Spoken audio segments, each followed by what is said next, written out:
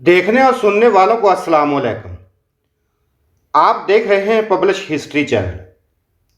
अल्लाह पाक की ज़ात बहुत बड़ी ज़ात है। अल्लाह पाक इज़्ज़त भी देता है और रिज़्क भी देता है। ऐ इंसान, अगर तू अपने खालिक को नहीं मानेगा तो ज़िल्लत भी देता है। अल्लाह ताला फरमाता है, ऐ इंसान, तुझे मैं दुनिया में खाली हाथ भेजूंगा, तुझे दुनिया में बादशाह, इज़्ज़त, मर्तबा और मकाम भी दूंगा, मगर इसके बदले में मेरे बंदों से प्यार करना, उनकी हाजतों को पूरा करना।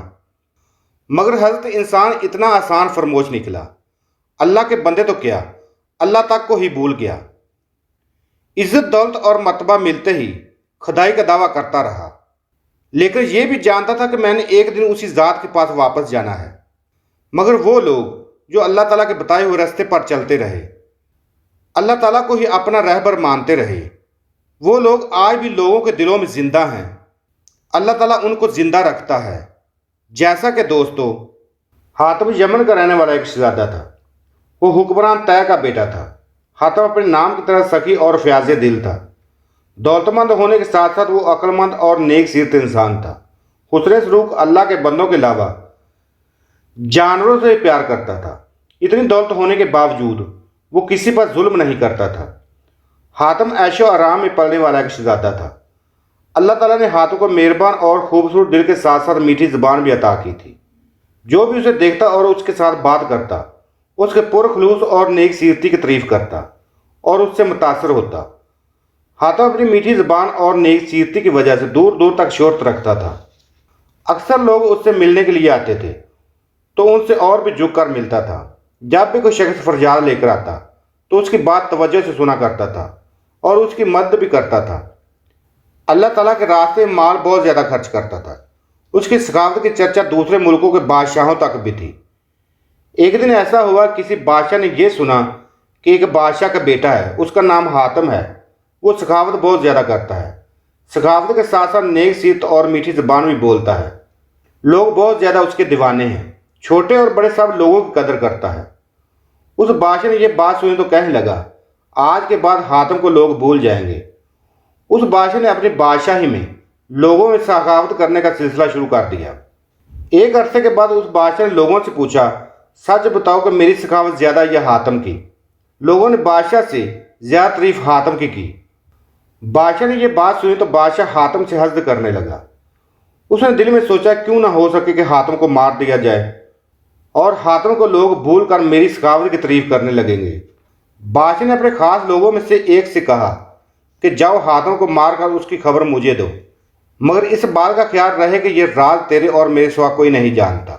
बादशाह ने उस आदमी को घोड़ा, तलवार और जरूरी सामान दिया और जाने का हुक्म दिया।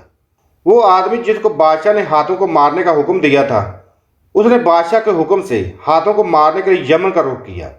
कितने दिनों की मसाफत के बाद वो यमन के करीब पहुंच गया। हातिम भी कहीं से जानवर का शिकार करते करते वहां जा पहुंचा। हातिम ने उस आदमी को सबसे पहले तो सलाम किया और फिर कहा, ऐ अजनबी दोस्त, लगता है कि मुसाफिर हो और दूर से आए हो। उस आदमी ने हातिम को पहले कभी नहीं देखा था। उस आदमी ने कहा कि हाँ, मैं मुसाफिर हूँ। हातिम ने कहा, कहाँ जाने का इरादा है? उस आदमी ने कहा, मैं किसी ज़रूरी काम के लिए जा रहा हूँ। और फिर हातिम ने कहा, आज रात तुम मेरे मेहमान बन जाओ, फिर चले जाना। हातिम के इसरार करने पर वो आदमी हातिम का मेहमान बनने पर राजी हो गया। हातिम उस आदमी को अपने साथ ले आया। सबसे पहले तो हातिम ने उसको गर्म पानी और कपड़े दिए। उसके बाद हातिम उसको अपने मेहमान खाने में ले गया और कहा कि आप आराम करें। हातिम वहां से चला गया। थोड़ी देर के बाद जब वापस आया तो अपने साथ खाना और तोहफे लेकर आया। उस आदमी ने पेट भरकर खाना खाया। तोहफे जो हातिम ने दिए थे उनको देखकर बहुत खुश हुआ। हातिम ने और भी जो कुछ उस आदमी के लिए हो सकता था किया। उसके बाद हातिम ने कहा कि ऐ अजनबी दोस्त, जिस काम के लिए तू आया है वो काम मुझे भी बता, शायद मैं तेरे कुछ काम आ सकूं। उस आदमी ने कहा कि ये एक काम राज है, वो मैं आपको नहीं बताऊंगा। हातिम ने कहा, ऐ अजनबी दोस्त, ये राज राज ही रहेगा, शायद इसमें मैं तेरी कुछ मदद कर सकूं।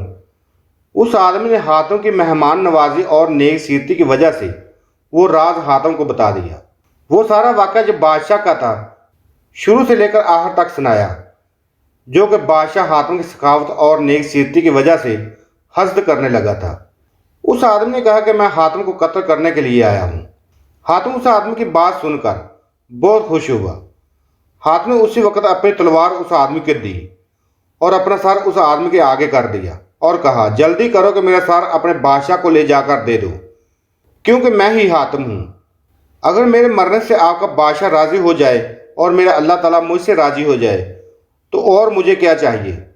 اس آدمی نے یہ دیکھا تو بہت زیادہ شرمندہ ہوا اور واپس چلا گیا۔ اس آدمی نے سارا واقعہ جو حاتم اور اس کے درمیان پیش آیا تھا وہ بادشاہ کو بتا دیا۔ بادشاہ نے جب یہ سنا تو حیران رہ گیا۔ بادشاہ کہنے لگا، واقعہ ہی حاتم ہم سے بہتر ہے سخاوت کرنے میں۔ حاتم اپنے آپ کو سخاوت کرنے میں سب سے پیچھے سمجھتا تھا۔ لوگ حاتم کو کہتے تھے کہ آپ کی سخاوت سب سے زیادہ ہے۔ حاتم کہتا، نہیں، لوگ مجھ سے زیادہ سخی ہے۔ لوگ کہنے لگے کہ ہمیں نہیں لگتا کہ آپ سے زیادہ کوئی سخی ہو سکتا ہے۔ حاتم نے کہا، مجھ سے زیادہ سخی وہ یتیم بچہ ہے۔ لوگوں نے پوچھا، وہ کیسے؟ حاتم کہنے لگا، ایک روز میں کہیں جا رہا تھا، راستے میں مجھے رات ہو گئی۔ میں نے ایک بستی کے قریب قیام کیا۔ وہاں کے لوگ بہت مہمان نواز تھے۔ میرے پاس وہ یتیم بچہ آیا اور اپنے ساتھ بکرے کا بھنا ہوا گوشت اور مغز لے کر آیا۔ میں نے جب کھانا کھایا تو مجھے مغز اور گوشت بہت لذیذ لگا۔ میں نے اس بچے سے اس بکری کے مغز اور گوشت کی تعریف کی۔ وہ بچہ میرے پاس سے اٹھ کر چلا گیا۔ تھوڑی دیر کے بعد واپس آیا تو 9 بکریوں کے مغز اور گوشت اور لے کر آیا۔ میں نے وہ سب دیکھا تو مجھے بہت زیادہ دکھ ہوا۔ میں نے اس بچے سے پوچھا کہ بتا بیٹا، تیرے پاس سرمایہ کتنا ہے؟ اس بچے نے کہا، میرا کل سرمایہ یہ 10 بکریاں تھیں، اور وہ خوشی سے مجھے بتا رہا تھا۔ میں نے جب یہ سنا تو مجھے اور بھی زیادہ دکھ ہوا۔ میں اس بچے کے سامنے ایک حقیر سا لگ رہا تھا۔ اس کے بعد میں نے اس بچے کو 100 کے اوپر اونٹ دیے۔ لوگ کہنے لگے، پھر بھی آپ کی سخاوت اس بچے کی سخاوت کے بدلے میں زیادہ ہے۔ حاتم کہنے لگا کہ نہیں، اس بچے کے پاس کل سرمایہ اس کی 10 بکریاں تھیں، اور اس نے 10 کی 10 اللہ کے راستے میں سخاوت کی تھی، کیونکہ میں نے اپنے مال میں سے بہت تھوڑا سے حصہ اس بچے کو دیا تھا۔